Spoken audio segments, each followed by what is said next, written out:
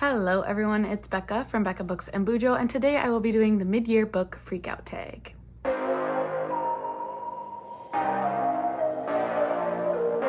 It is halfway through the year, so it is time to do the mid-year book freakout tag. Got it. So this is 13 questions about what I've been reading, things that are memorable, things that surprised me, disappointed me. Anyway, before we get into the questions, I just wanted to give you some stats. I have read 64 books halfway through the year, which my goal was 70 books for the year, so I'm gonna smash that out of the park. Okay, and that equates to 21,649 pages. That's awesome. That's so cool. My average rating so far in these 6 months is a 3.6, which is a little lower than I would hope. But out of the 64 books, I'll maybe make a little pie chart. 15 of them were 5 stars, 21 were 4 stars, 17 were 3 stars, 9 were 2 stars, and 2 were only 1 star. So, I don't know. Sounds pretty good to me, like a good reading half year so far. So let's jump into the tag. The first question is, what is the best book you've read so far in 2022?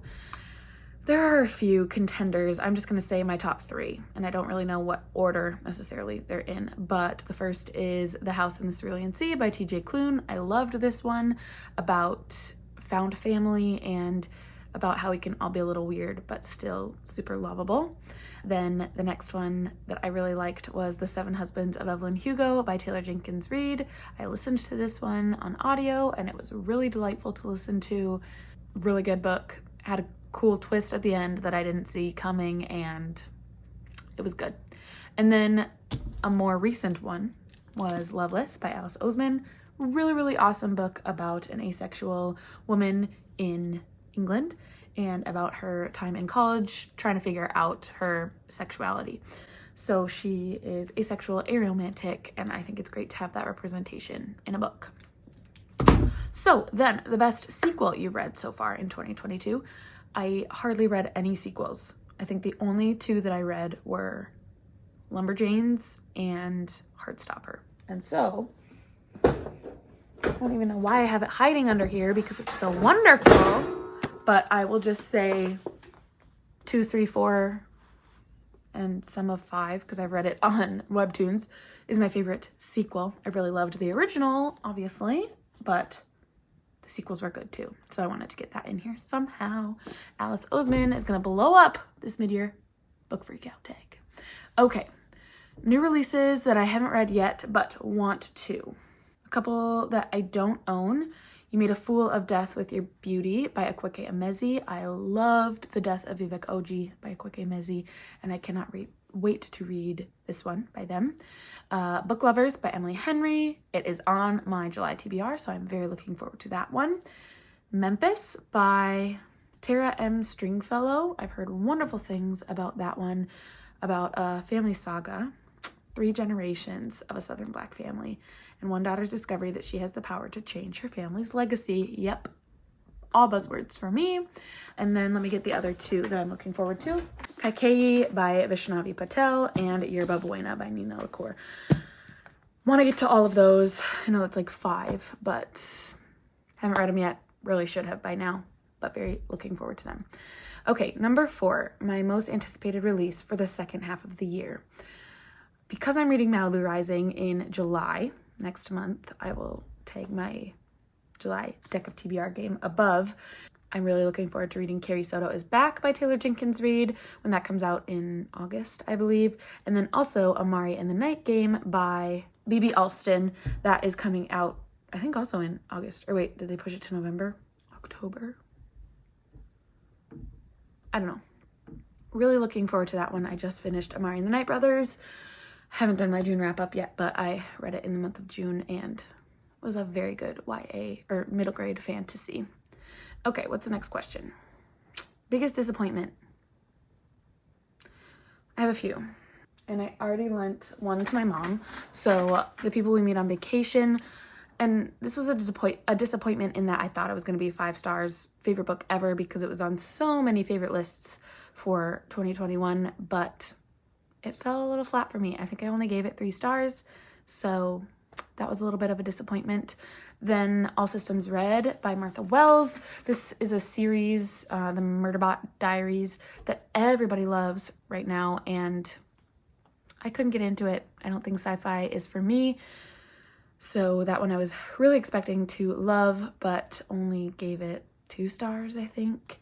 And then lastly, The Night Circus by Erin Morgenstern.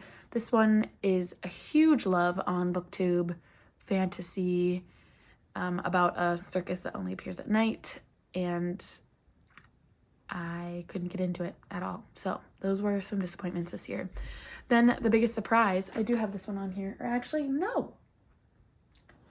I give all my books to my mom, so she can read them. But one of my biggest surprises was Southernmost by Silas House. This one I didn't want to read. Sorry, Willie, if you're watching this, but my husband gave it to me after a trip that he took a couple summers ago to Nashville, Tennessee with his band. He's band director, and he got it for me because it took place in Tennessee, and I was not expecting to like this at all. He picked it for me on a deck of TBR game for a husband pick, and I was like, fine, I'll read it. But I was pleasantly surprised. It was a really good book about travel, adventure, finding your family again, and understanding who you love and why you love them. So that was a really pleasant surprise. Okay, question number 7 is a favorite new author, debut, or new to you. Alice Oseman. Need I say more? Love Heartstopper, love Loveless, and I am really looking forward to reading their other standalone books, Solitaire, which I think is about Nick and Charlie, but there are a couple others that she has. I think it's like 4 books. I'm really looking forward to them. Anyway, number 8, newest fictional crush.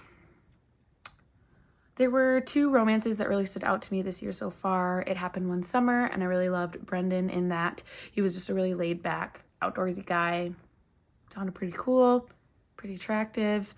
And then I just finished The Bodyguard by Catherine Center, and Jack Stapleton sounds like a catch. He is famous, which I don't necessarily know if I would like, but he just sounds like a true family man and really cares about the people he is with, the woman he is with. So really love that in a man. Number 9, my newest favorite character. I keep going back to this and I should have other answers, but I love Nick Nelson in Heartstopper. He is a catch. I love how he loves Charlie, and he's the sweetest. His inner turmoil with figuring out who he is and who he loves is just very inspiring, I think, to young adults who would be going through a journey such as his. And so he's really awesome and just the sweetest guy. Okay, a book that made me cry was After the End by Claire McIntosh. I talked about this a couple of months ago in one of my wrap-ups, but it is about a little boy who has cancer, and the parents fight over whether they should continue supporting their child medically or if they should cut the cord. And it hit really close to home because I have a 2-year-old, and I can't even imagine my husband and I having to go through a decision like that. So that one made me cry. A book that made me happy. Do I need to say Heartstopper again? No, I'll pick a different one. This one was just so sweet and had some cool representation that you don't really see often. This is El Defo by C.C. Bell. It is a graphic novel or comic about, and it's a memoir actually, about C.C. Bell and her becoming deaf and how she dealt with it in high school. Or not high school, elementary school. That one just was like heartwarming, super sweet, but Heartstopper made me the happiest. Makes me cry when I talk about it. Okay. Anyway, number 12, the most beautiful book you've bought so far this year. That one goes to The Madness of Crowds by Louise Penny. This is like the 17th book in the Inspector Armand Gamache series, but I love this rainbow watercolor around a pine tree. It's beautiful. It has beautiful inside cover, and I just love the colors. The close second is already down here. Kaikei by Vaishnavi Patel. I just think that this profile of a woman in all of this beautiful jewelry is gorgeous. And then, lastly, Number 13, what books do you need to read by the end of the year?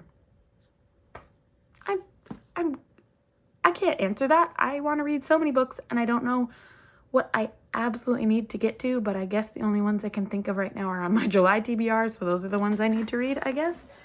Let's see if I can name them all. Rebecca by Daphne du Maurier.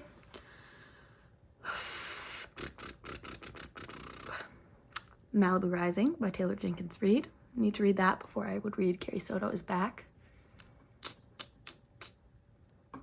Bunny by Mona Awad. Really looking forward into that and diving into horror. Crying in H Mart by Michelle Zauner. I can think of them. But then others that I really need to get to are all the books written by Kristen Hanna. On my shelves, I currently have On Mystic Lake, Night Road, Angel Falls, and Homefront. I would really like to get to those by the end of the summer, but you know, we can make it a whole 2022 goal. Anyway, that is my mid-year book freakout tag. That's the first time I've ever done this tag. I took a break on YouTube last year around this time just because things were crazy. We were moving. I was newly pregnant and didn't do this tag. So it's a fun one. I look forward to seeing other people's tags or this mid-year book freakout tag. Let me know down in the comments below if you agreed with me on any of the answers to these questions or if you disagree with me. It'd be fun to discuss with you down below.